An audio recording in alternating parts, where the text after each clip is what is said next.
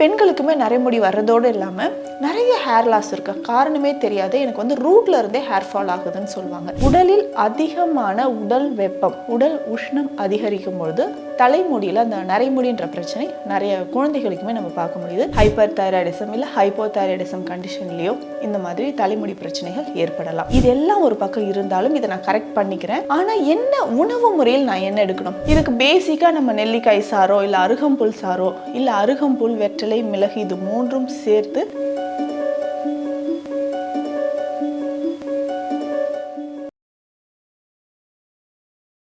Health cafe Tamil நேயர்களுக்கு வணக்கம். நான் டாக்டர் நித்யா, எம்டி சித்தா. இன்னைக்கு இருக்கக்கூடிய காலகட்டத்தில் பார்த்தோம்னா வயது வித்தியாசமே இல்லாமல் எல்லாருக்குமே இருக்கக்கூடிய ஒரு பிரச்சனைனா தலைமுடி சார்ந்த பிரச்சனைகள் தான். எனக்கு தலையில் நிறைய டேண்ட்ரஃப் இருக்குது, இல்லை சின்ன வயசுலேயே எனக்கு வந்து இளநரை பிரச்சனை இருக்குது, காரணமே இல்லாமல் எனக்கு நிறைய முடி கொட்டிக்கிட்டே இருக்குது, ஹேர் லாஸ் ஹெவியாக இருக்குது, இல்லை ஸ்பிளிட்டன்ஸ் இருக்குது, ஹேர் ரொம்ப ட்ரையாக இருக்குது. இந்த மாதிரி காரணங்களால் நம்ம நிறைய சிகிச்சை முறைகளை நாடி போயிட்டுருக்கோம். அது ரொம்ப எக்ஸ்பென்சிவாகவும் இருக்குது. கொஞ்சம் நாளைக்கு முன்னாடி வரைக்கும் பார்த்தோம்னா நம்ம தலைமுடி பராமரிப்புக்கு அப்படின்ட்டு நிறைய மூலிகைகளை நம்ம பயன்படுத்திட்டு வந்தோம்.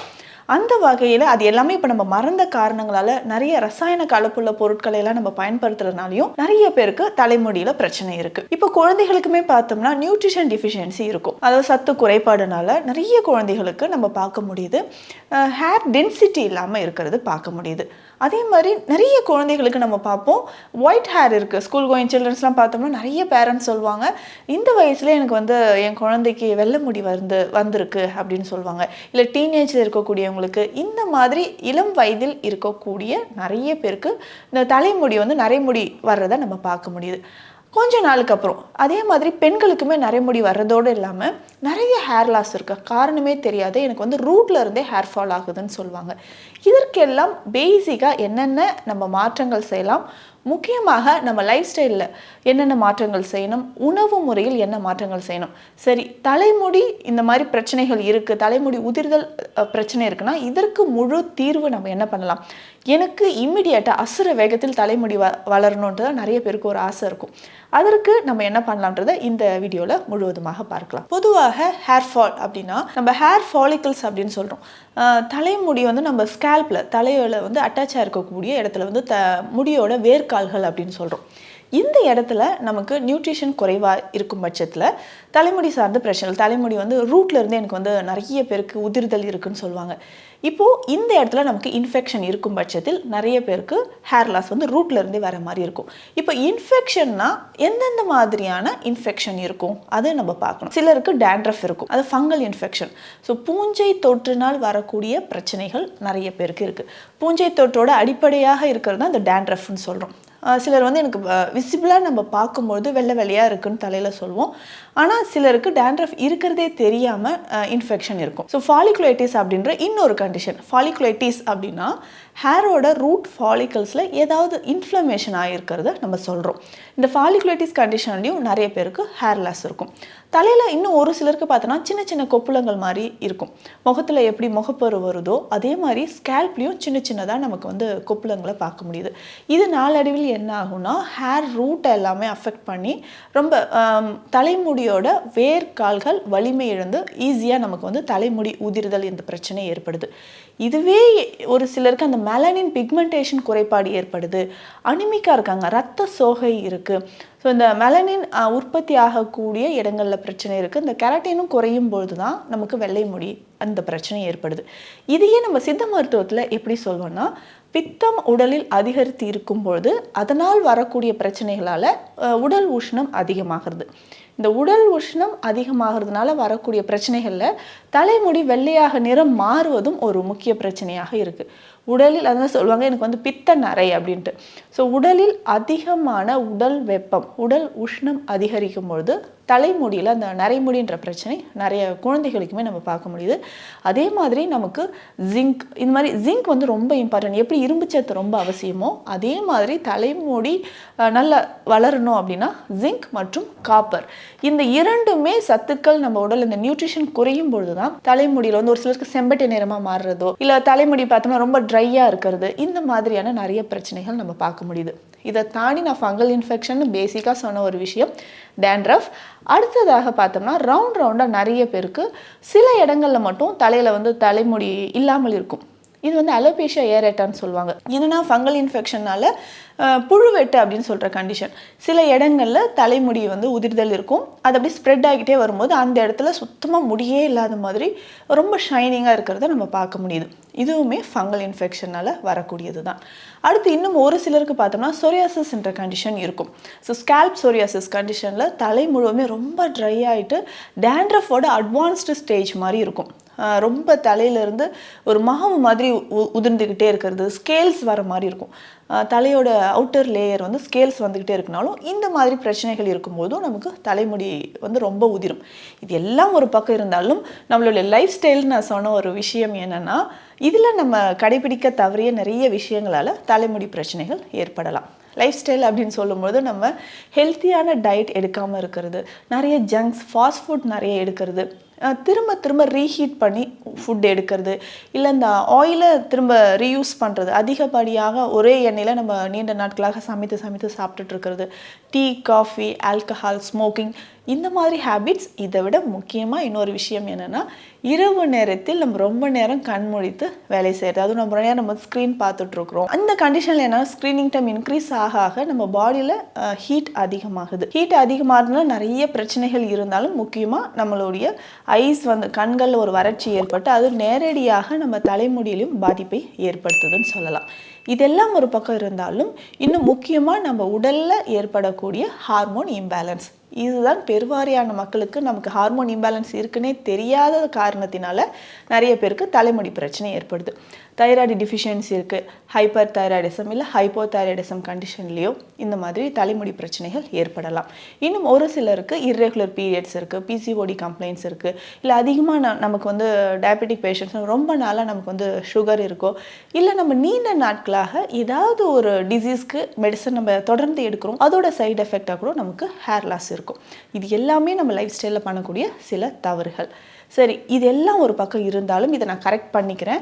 ஆனால் என்ன உணவு முறையில் நான் என்ன எடுக்கணும், இதற்கான தேடல் தான் நிறைய பேருக்கு இருக்கும். எந்த ஃபுட்டு நான் சாப்பிட்டா ஹேர் க்ரோத் ஆகும்?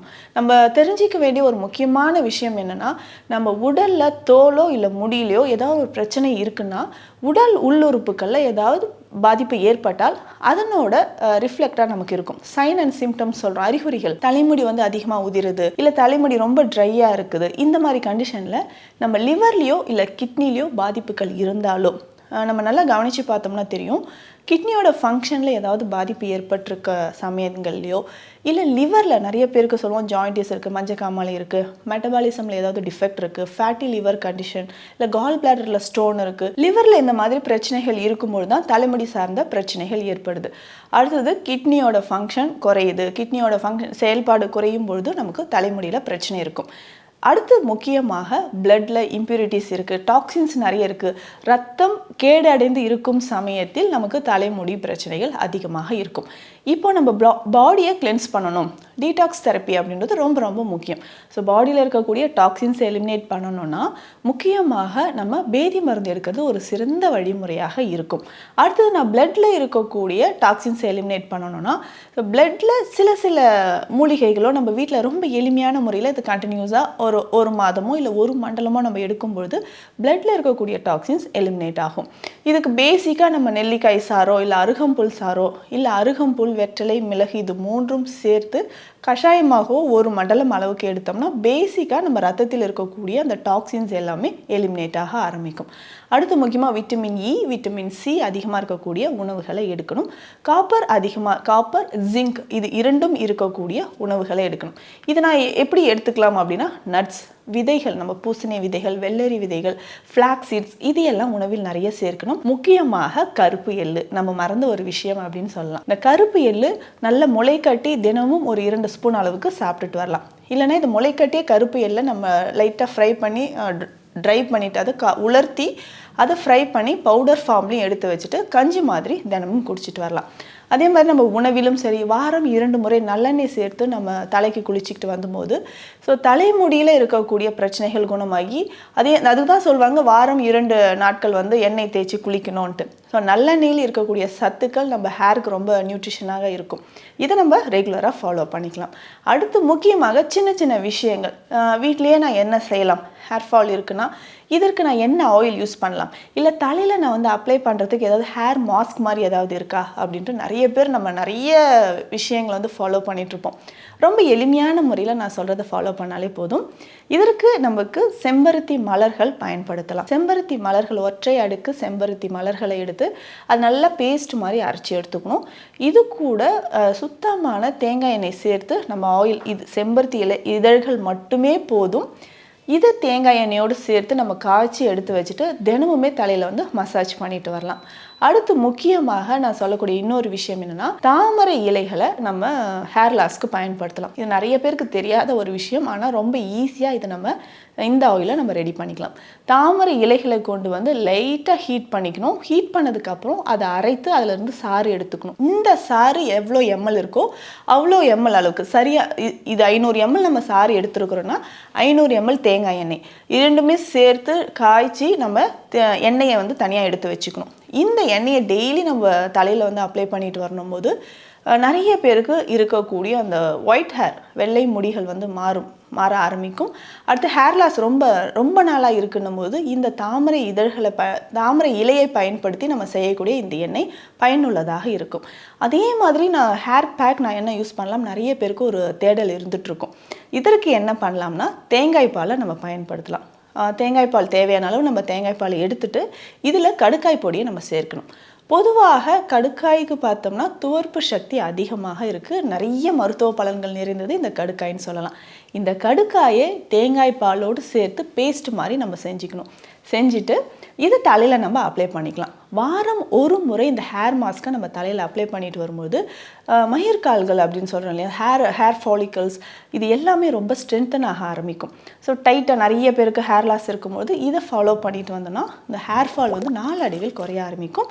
நம்ம உணவு முறைகள், அதுக்கப்புறம் நம்ம லைஃப் ஸ்டைல், இது எல்லாமே சேஞ்ச் பண்ணிவிட்டு நான் சொன்ன இந்த குறிப்புகளும் நம்ம ஃபாலோ பண்ணிட்டு வந்தோம்னா தலைமுடி உதிர்தல் அப்படின்ற பிரச்சனையோ நரைமுடி பிரச்சனைகளுக்கு இது ஒரு நிரந்தர தீர்வாக இருக்கும். மீண்டும் அடுத்த பதிவில் சந்திக்கலாம். நன்றி. இந்த வீடியோ உங்களுக்கு பிடிச்சிருந்தா லைக் பண்ணுங்க, ஷேர் பண்ணுங்க, கமெண்ட் பண்ணுங்க. மறக்காம பெல் பட்டனை கிளிக் பண்ணிட்டு சப்ஸ்கிரைப் பண்ணிருங்க.